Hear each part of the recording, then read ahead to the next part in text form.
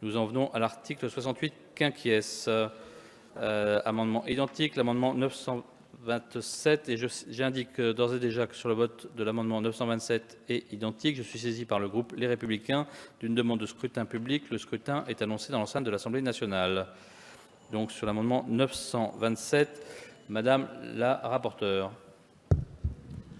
Oui, cet article vise à revenir à la rédaction issue des travaux de l'Assemblée nationale, interdisant la chasse à la glu, pratique néfaste pour la biodiversité. Je rappelle, comme je l'ai fait tout à l'heure, que nous sommes dans une loi biodiversité et que la chasse à la glu, qui est une pratique qui finalement n'est pratiquée que par quelques chasseurs, n'a plus de raison d'être aujourd'hui. Vous allez me dire que c'est une pratique traditionnelle. Heureusement qu'on peut changer les traditions, sinon nous ne serions pas dans cet hémicycle aujourd'hui à pouvoir travailler sur un texte extrêmement important. Ça, c'est un premier point. Le deuxième point, c'est que vous savez très bien que la glu attrape des oiseaux qui ne sont pas des grives et qui ne sont pas des merles, mais d'autres oiseaux. Vous les relâchez, sauf que en me renseignant, parce que je suis quand même un peu... j'ai voulu acheter de la glu et que, évidemment, j'ai trouvé un revendeur de glu qui, aujourd'hui, d'abord est poursuivi, avait chez lui plus de 100 grives qu'il revend à 100 € la grive, prise à la chasse à la glu.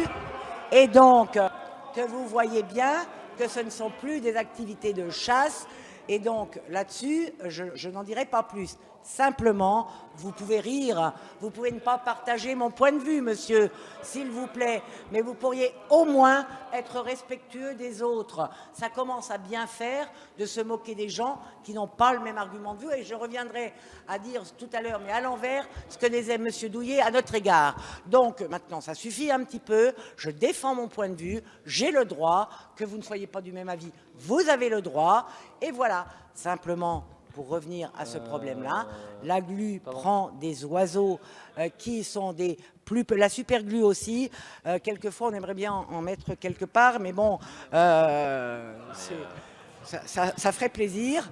Mais les petits oiseaux qui ont quand même des poids qui sont bien inférieurs à ceux de la griffe, par exemple, sont traumatisés, peuvent se briser les pattes en raison précisément de ce collage à une glu. Et je pense que dans ces cas-là, eh bien, la biodiversité est mise à mal. Alors, ne venez pas me dire qu'on n'est pas dans une loi chasse, on est dans une loi biodiversité. Merci, Madame la rapporteure. Amendement identique, l'amendement 806, Madame Abeille. Oui, merci, Monsieur le Président. Nous avons plusieurs fois parlé de cette question de la chasse à la glu. Pourquoi nous en avons parlé? Parce que nous essayons de parler de biodiversité dans ce texte. Et c'est vrai que par moments, c'est compliqué puisqu'on nous parle beaucoup de chasse. Et nous sommes dans cet hémicycle bien peu, je pense, à réellement défendre la biodiversité. Il y a beaucoup plus de chasseurs et qui préservent leurs intérêts, les intérêts de leurs loisirs. Et je peux comprendre que peut-être ça vous plaise d'attraper des animaux avec de la colle, des oiseaux avec de la colle. Le problème, c'est que cette chasse est une chasse qui n'est pas sélective. Donc mon propos n'est pas anti-chasse. C'est de dire que nous devons de protéger les espèces protégées. Nous devons de protéger les oiseaux qui peuvent... malencontreusement se coller aux bâtons enduits de colle qui ne leur sont pas destinés. Donc, c'est vraiment de ce point de vue-là que moi j'ai abordé le sujet. Donc, je pense qu'on devrait mettre un terme à cette pratique de chasse. Comme toutes les traditions, celle-ci n'est pas forcément bonne à prendre. Hein. Il y a toujours, le mot tradition est toujours empreint de tout un tas de choses qui finalement... sont néfastes aux femmes, aux enfants, aux animaux. Je m'en méfie énormément. Alors, je ne veux pas être trop longue parce que nous sommes tard dans la soirée, mais je sais qu'en commission, on nous a brossé un tableau extrêmement bucolique de cette pratique de chasse, comme d'autres pratiques de convivialité, de lien social, etc. La réalité est beaucoup moins jolie, la réalité est cruelle, et je pense que voilà, je me fais peu d'illusions sur les résultats du vote, mais je voudrais rappeler que défendre la biodiversité, c'est forcément combattre la chasse à la glu. Merci, Madame Abeille. Donc, sur cet amendement 927, l'avis de la commission est favorable, Madame la rapporteure. Bien sûr, cet amendement, la commission est favorable. Favorable. Merci. L'avis du gouvernement, Madame la ministre. Bien, je vous redis pour mémoire que cette loi n'est pas une loi sur la chasse. De plus, les modes de chasse ressortent clairement du domaine réglementaire et pas du domaine législatif.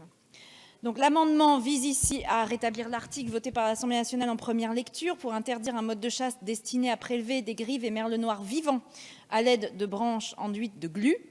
Cette chasse au gluot est un mode de chasse traditionnel actuellement autorisé dans 5 départements du sud-est de la France. Ce mode de chasse est strictement encadré par des arrêtés ministériels et préfectoraux. Les oiseaux capturés doivent être immédiatement nettoyés, le chasseur devant impérativement être présent pendant la période de chasse, de l'aube à 11 h du matin. Les oiseaux, s'ils ne sont pas les espèces cibles de cette chasse, doivent être immédiatement nettoyés puis relâchés. Il doit être tenu un carnet de prélèvement qui doit retourner à la fin de la saison de chasse. Autoriser ce mode de chasse est une dérogation à la directive européenne sur la protection des oiseaux sauvages qui les encadre strictement. Il faut notamment que ce mode de chasse porte sur de petites quantités, soit strictement contrôlé et sélectif des espèces cibles et qu'il n'existe pas d'autre solution satisfaisante.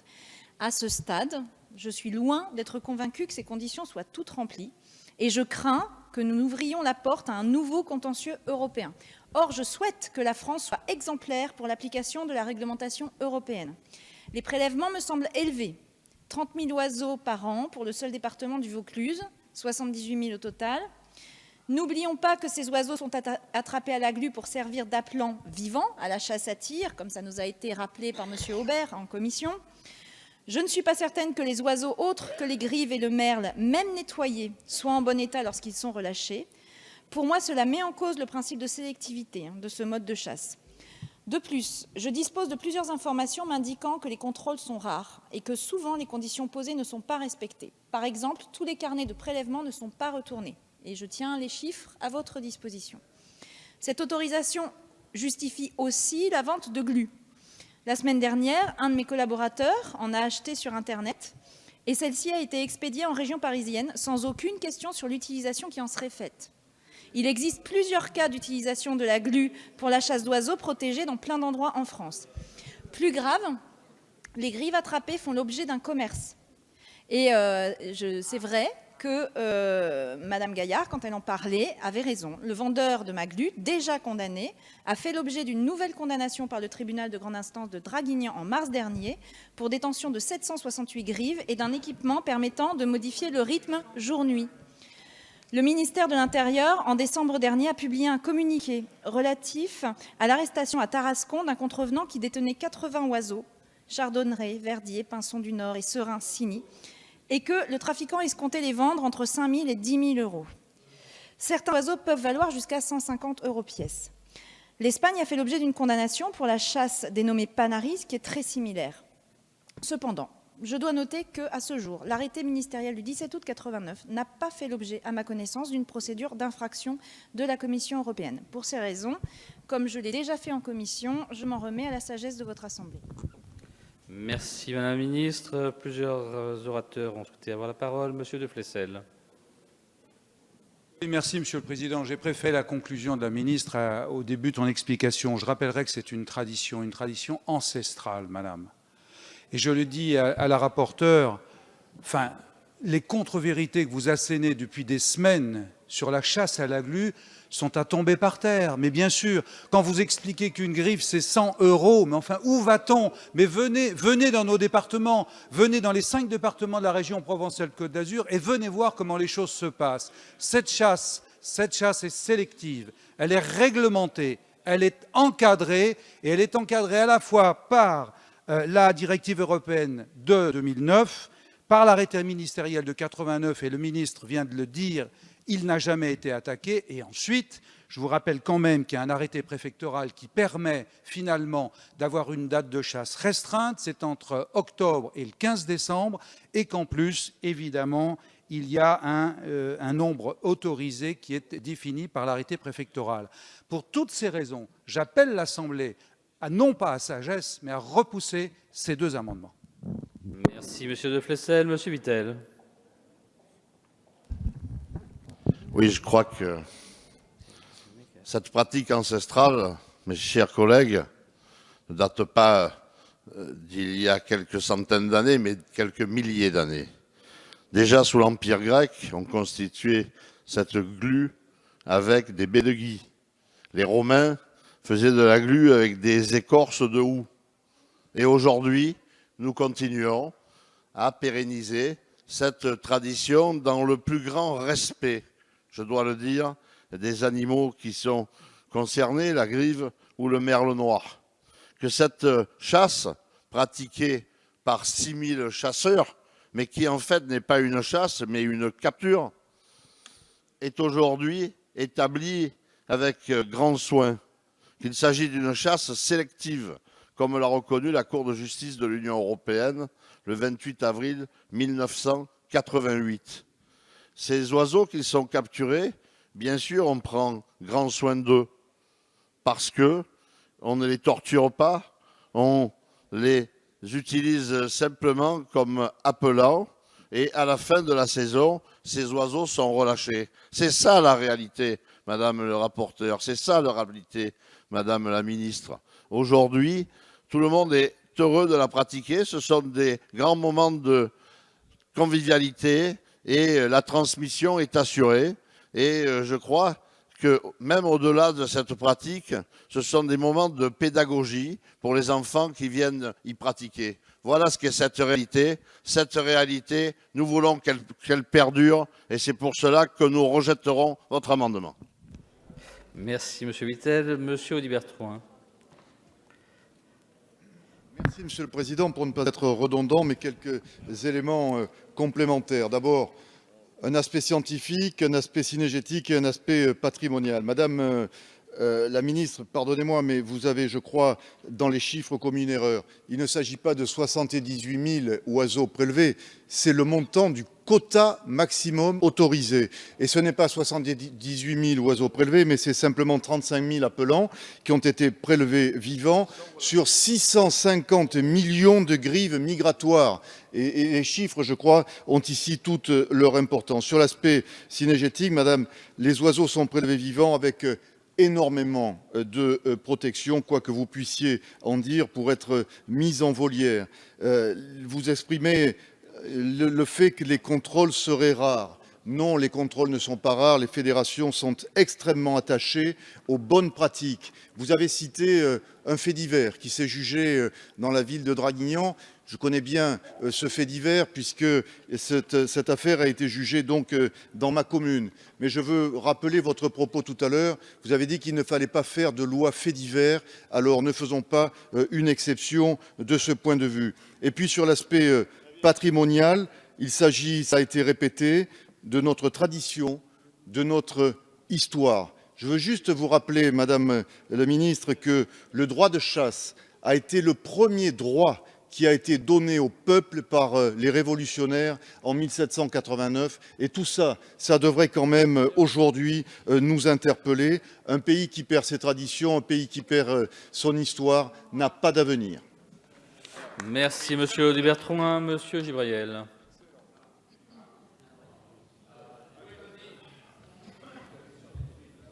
J'aurais tout entendu dans cet hémicycle concernant les chasseurs. On aurait presque envie de croire qu'on est face à des viandards, on n'a pas de salut aux chasseurs. Vous avez raison, mon cher collègue, de rappeler ce principe qui a été voté il y a bien longtemps. Et puis, il y a quelques jours, les chasseurs représentant la chasse à la glu sont venus à l'Assemblée nationale pour nous exposer. Bon nombre de parlementaires étaient là, Bernard de Flessel, M. Vittel, tout le monde, je vais citer tous les parlementaires ici présents, et qui je t'ai cité aussi, François Lambert, pour voir et pour nous expliquer comment se pratiquait cette chasse. Vous en faites une affaire, c'est une chasse, comme l'a dit Philippe Vittel, millénaire, elle est séculaire, et oui, écoute, c'est dans 5 départements de notre région PACA, c'est une chasse sélective, et vous avez raison de le dire, chers collègues, tout à l'heure, les chasseurs et les fédérations de chasse sont très attachés au règlement. Donc que l'on croit, vous avez cité un fait divers, mais si on peut, un fait divers ne peut pas jeter l'anathème sur toute une tradition. Donc moi, je considère que cette tradition provençale doit perdurer. Pourquoi? Parce que, on l'a dit, on le redit, vous dites oui, la glu, etc. Mais c'est pas vrai. Il y a 5 sortes d'oiseaux qui sont attrapés, et ceux qui ne sont pas dans les 5 sortes sont nettoyés d'une manière très humaine et relâchés. Et ceux qui sont mis en cage, et comme l'a dit tout à l'heure Philippe, sont relâchés à la fin de la chasse. Il n'y a pas de volonté de s'acharner sur ces petits oiseaux. Il y a une passion et qui est transmise d'une manière transgénérationnelle. Il y a une passion de la nature, il y a une passion de la convivialité.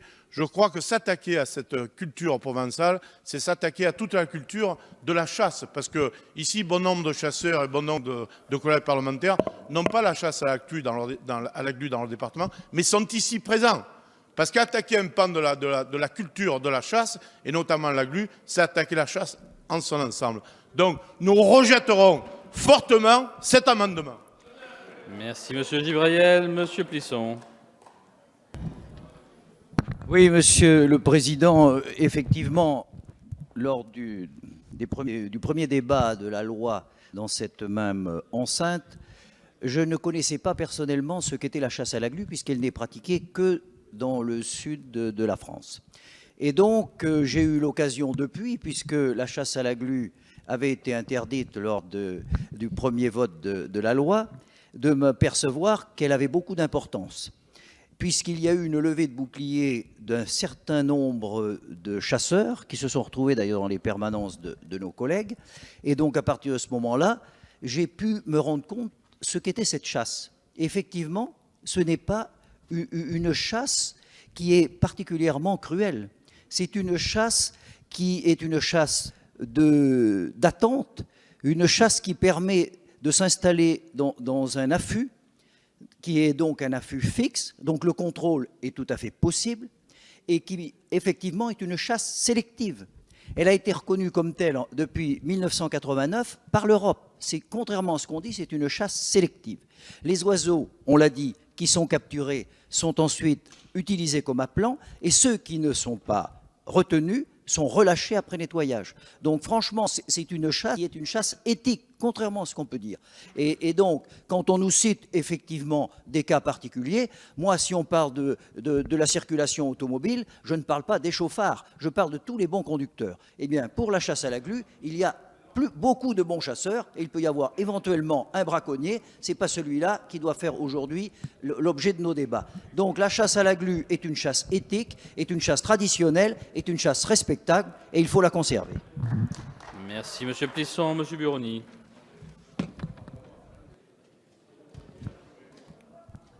Oui, demander à nouveau la suppression de la chasse à la glu constitue une nouvelle attaque contre la chasse en général.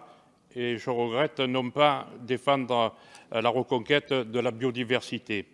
Alors les arguments qui sont avancés dans l'exposé des motifs, ils sont faux, pour ne pas dire mensongers, et ils révèlent bien la méconnaissance totale de la pratique de cette chasse par ceux et celles qui défendent ces amendements. Alors je ne veux pas être redondant, mais c'est bien que ce soit redit sur l'ensemble de ces bancs de cette Assemblée. Sur le plan réglementaire, cette pratique de chasse est très encadrée, Madame la ministre l'a dit. Elle est soumise à une réglementation qui était stricte. Au plan européen, la directive Oiseaux a fixé les conditions par dérogation de comment ça devait se faire. L'arrêté de la Cour de justice européenne, contrairement à ce que dit ce qui porte la suppression de la chasse à la glu, a reconnu la sélectivité de la pratique. Et au niveau national, il y a l'arrêté ministériel du 17 août qui fixe les conditions et elles sont draconiennes, ça a été dit. Seules 5 espèces peuvent être capturées et 5 départements sont concernés. Au niveau départemental, l'arrêté préfectoral aussi fixe les prélèvements, fixe les dates, Bernard de Flestel l'a dit, de quand cette période de chasse est autorisée. Et chaque chasseur doit remplir son carnet. Alors, il y a peut-être quelques mauvais coucheurs, comme l'a souligné Madame la ministre, mais la majorité sont attachés à être vraiment dans le cadre du règlement. Et au niveau individuel, ben, cette pratique, elle est comme les autres. Elle fait l'objet de contrôle de l'ensemble des personnels par tous ceux qui sont en charge de la police de la chasse. Et contrairement à ce qui a été dit, les agents de l'ONFCS et de l'ONF et les agents fédéraux contrôlent cette pratique. Alors, je le rappelle aussi, puisque en Provence, 5 départements sont concernés, 6 000 chasseurs sur 73 000, c'est ancestral. Bon, je prends des raccourcis puisque vous me demandez de couper la parole. Il faut rejeter ces amendements parce que la chasse à la glu est quelque chose qui doit être respecté et qui doit pouvoir continuer. Merci, Monsieur Burny. Monsieur Morel-L'Huissier, pardon. Je voudrais apporter mon soutien à mes collègues. Ça me fait penser au combat qu'on a mené il y a quelques années sur la chasse à la tandelle, le procédé qui est utilisé, ancestral, qui est utilisé en Lozère, en Aveyron, qui a été validé par l'Europe et également par le Conseil d'État. Merci, Monsieur Morel-L'Huissier. Monsieur Lambert.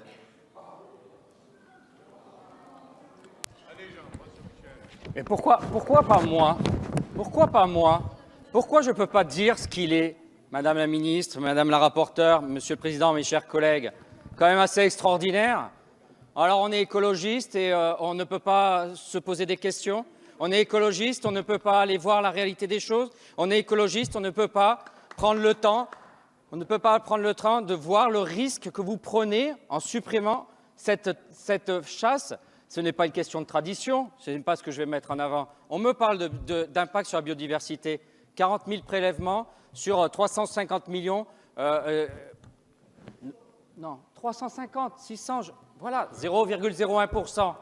On me parle des conséquences, etc. Moi, je suis allé au centre de secours de la LPO de la région Provence-Alpes-Côte d'Azur. Dans le congélateur, je n'ai pas vu un seul animal qui est issu de la chasse à la glu. Par contre, j'ai vu des chasseurs qui en avaient tué des animaux protégés. Il faut le dire, il faut les condamner. Ça, je l'ai vu. J'ai vu les camions, j'ai vu les pesticides. C'est pour ça qu'on a voté les néonicotinoïdes et que les chasseurs veulent aussi, avec nous, interdire ces pesticides parce qu'ils savent que ça tue les animaux. Voilà, il faut dire les choses. Alors, et très chers collègues, la LPO qui nous dit que l'épervier d'Aquitaine est pris dans la glu quand on sait que la chasse à la glu, c'est en Provence-Alpes-Côte d'Azur. Alors, soit on a un épervier qui est digne de Superman et qui vole avec une seule aile engluée de la Provence jusqu'à l'Aquitaine, soit il y a un braconnier, soit il y a quelques pins avec des sèves en Aquitaine. Donc les mensonges qu'il y a sur les réseaux sociaux, j'invite mes collègues à prendre des distances. Madame la ministre a rappelé que c'était encadré. Par contre, Madame la ministre, vous dites qu'on peut commander sur Internet de la glu. Alors d'abord, faut-il savoir si c'est réservé en termes de livraison qu'à 5 départements. Merci de conclure. Non, je ne conclurai pas. Je voudrais savoir, si sur d'autres choses, interdites aux moins de 18 ans, c'est la même chose. Il y a des braconniers, oui, il faut les condamner, mais pour les gens honnêtes, est-ce que l'on doit interdire les choses? Dans ce cas-là, on ne fait plus rien, parce qu'il y a des malhonnêtes dans tout. Alors n'oubliez pas, et je voudrais dire sur ça, les aménités positives. Je voudrais dire que si vous faites disparaître la chasse à la glu, et c'est le point principal de mon intervention, Monsieur le Président, s'il vous plaît, si vous faites disparaître la chasse à la glu qui est là depuis 2000 ans, ce n'est pas une question de tradition, c'est une question d'équilibre, de biodiversité dans ces collines. Tout s'effondre, vous n'avez plus l'entretien, vous n'avez plus les chemins ruraux, mais surtout, vous avez une autre faune, une autre flore qui arrive. Et là, vous verrez les conséquences. La réalité, c'est que la chasse à la glu, elle est en train de reculer et que on voit arriver la chasse au sanglier et qu'il y a un bouleversement dans nos collines au niveau de la faune. Eh bien, faites attention, vous allez faire l'inverse de ce que vous voulez faire si vous supprimez la chasse à la glu. Merci, Monsieur Lambert. Nous allons donc maintenant procéder au scrutin et je vais donc mettre aux voix les amendements 927 et identiques. Et je vous prie de bien vouloir regagner vos places.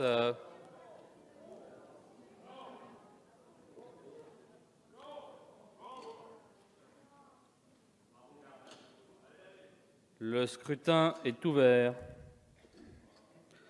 Le scrutin est clos. Votant 38, suffrage exprimé 37, majorité absolue 19, pour 9, contre 28. Les amendements ne sont pas adoptés.